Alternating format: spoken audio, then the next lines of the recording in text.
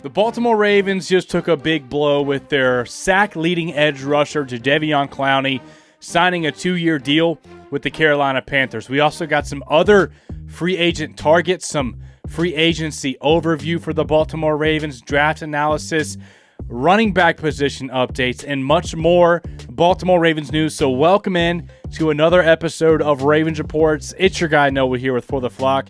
As always, bringing you guys our top 5 news reports and storylines coming out of our Baltimore Ravens today. At number 1, let's dive right into the content. So, Javon Clowney signs a 2-year deal with the Carolina Panthers worth up to $24 million. Now, just a few days ago, John Harbaugh said that he was really hoping to have Javon Clowney back and or Kyle Van Noy. So, it looks like we're putting our cards on the Kyle Van Noy table right now because Javon Clowney is no longer a Baltimore Raven. It was a great 1 year with the Ravens, and in my opinion, this is probably the biggest blow to the Baltimore Ravens so far in free agency. I know the Patrick Queen loss hurt, especially to the rival Pittsburgh Steelers, but check this out. With Javon Clowney on the football field last year, we had over double the sack rate with Clowney on the field. 11.1% with him on the field versus 4.3% sack rate with him off the football field. And check this out. This is where it gets crazy. A pressure rate of 43.3 on the field versus 36.4 off the football field. Despite these numbers coming with a over 10% higher blitz rate with Clowney off the field. So the Ravens were blitzing more with Clowney off the football field, and we're still less productive at creating pressures and sacks, according to Next Gen Stats. I do think it's a major blow to the Ravens defense. I think him and Patrick Queen is probably the two most impactful.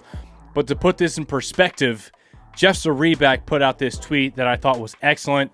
Here's the amount of players that we've lost and how many games each one of these guys has started. So Gus Edwards, starting 9 games. Odell Beckham starting 6. The other big ones here is Morgan Moses at 14. Left guard John Simpson at 17. Zeitler at 15.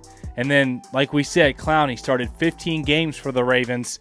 And then, Patrick Queen, 17 games as well. So a lot of guys that are no longer on our football team that started a lot of games and were high quality, established level starters in this league and no longer here on the Baltimore Ravens. The good news is the Ravens have a lot of young and hungry talent, like an Andrew Voorhees, like we're going to get to here in a second, like a Trenton Simpson, who we're going to get to.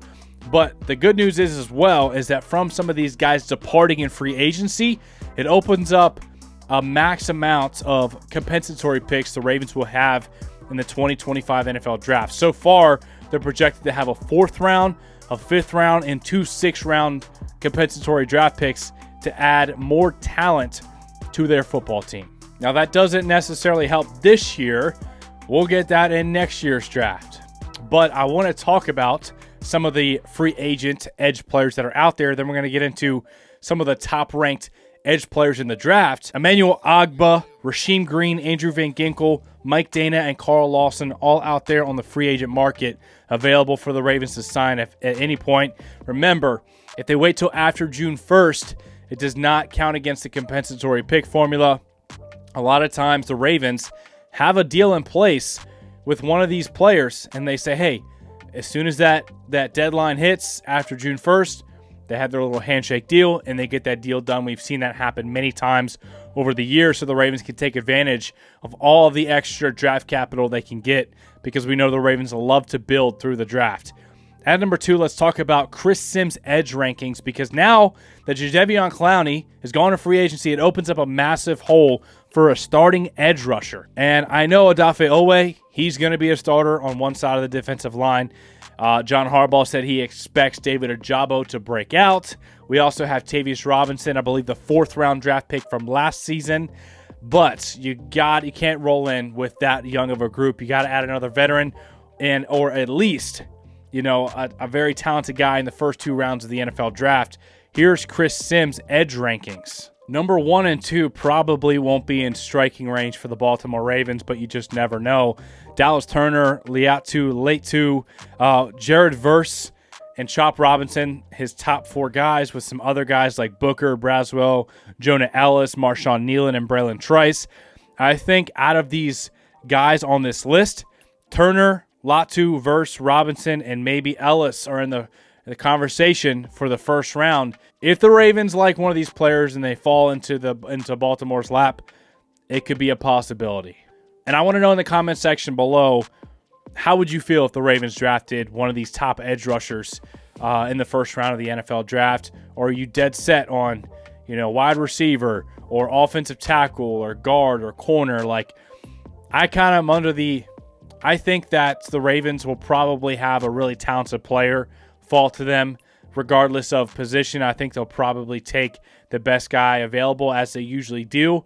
And if one of these edge rushers happens to be there and be the BPA, then don't be surprised if the Ravens pull the trigger. But let me know what you guys think about it in the comments section below.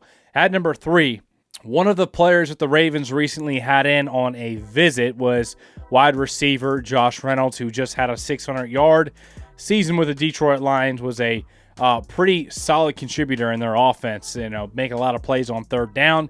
The Ravens, they had that hole there, that veteran wide receiver position with Odell Beckham Jr. being gone, leaving in free agency. We also, had the report of the visit with Michael Gallup coming into Baltimore.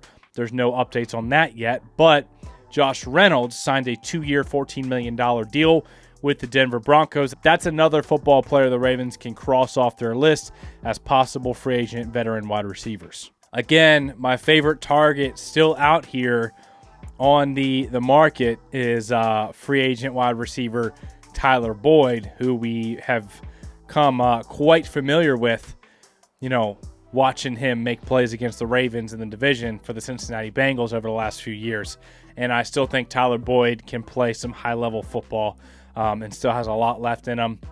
But nonetheless, let's talk about another position on the offense. At number 4, Andrew Voorhees says on the Ravens Lounge podcast that he's scratching off the days until he gets back out there with his teammates, gets back out there and organize activities like OTAs, like training camp and the mini camp and everything. Man, can't wait to see what Andrew Voorhees looks like.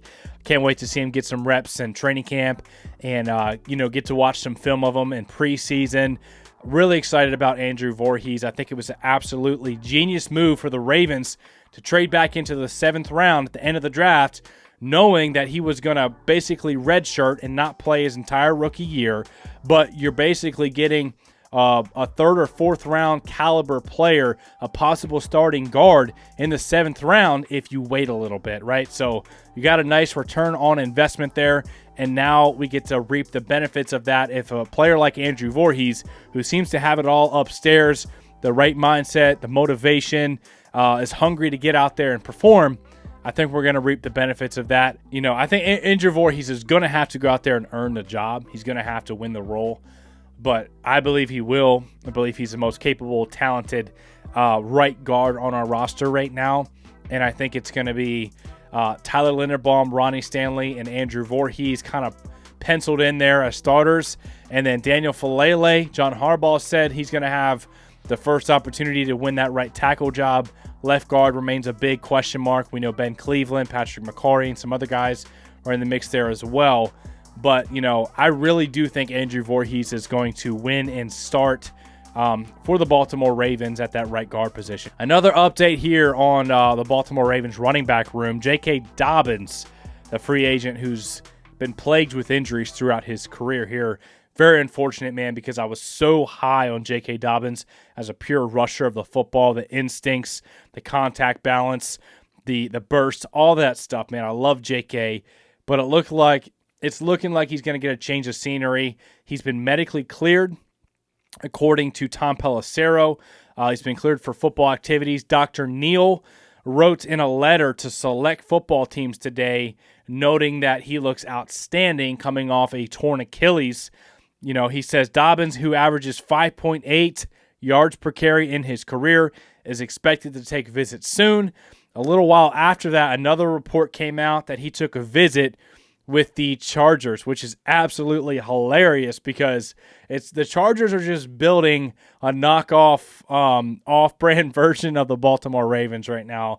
Because check it out, we got John Harbaugh's brother, Jim Harbaugh, and then we got Greg Roman, the former offensive coordinator, going to the Chargers as well. And then you got Gus Edwards, and it was like, okay, some of this is a little bit coincidental, but then you also have J.K. Dobbins now taking a visit, and who's their general manager now, which is, Joe Ortiz, who was the assistant for Eric DeCosta. So they're bringing so much of Baltimore's actual personnel and players over to the Chargers that it's just kind of humorous at this point. But, good for J.K. Dobbins, man. I hope he has a successful role and breaks out like I know he's capable of doing on another football team, preferably not a divisional team, not a AFC team. I'd rather be an NFC team if I had to pick. Man, I'll be rooting for him because I love his mentality, his work ethic, and just the person that he is.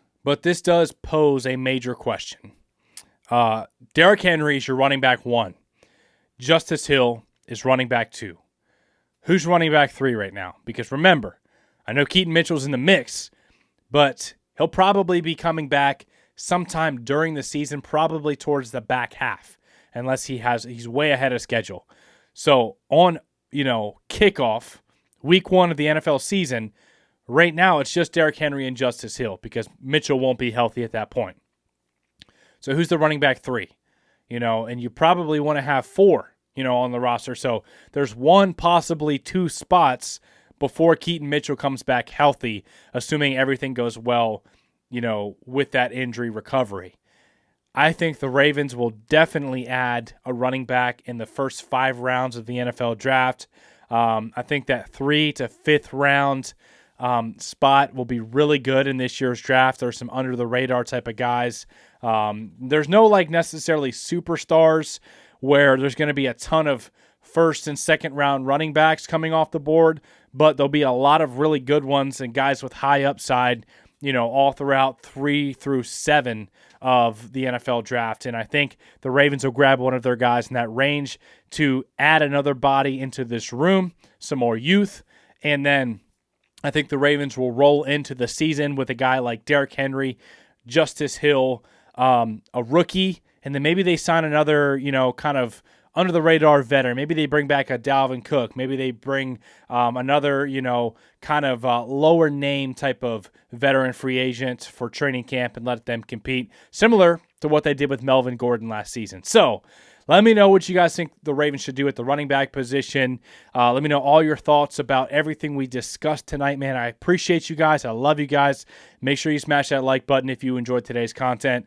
And thank you all for tuning in. We'll see you in the next video.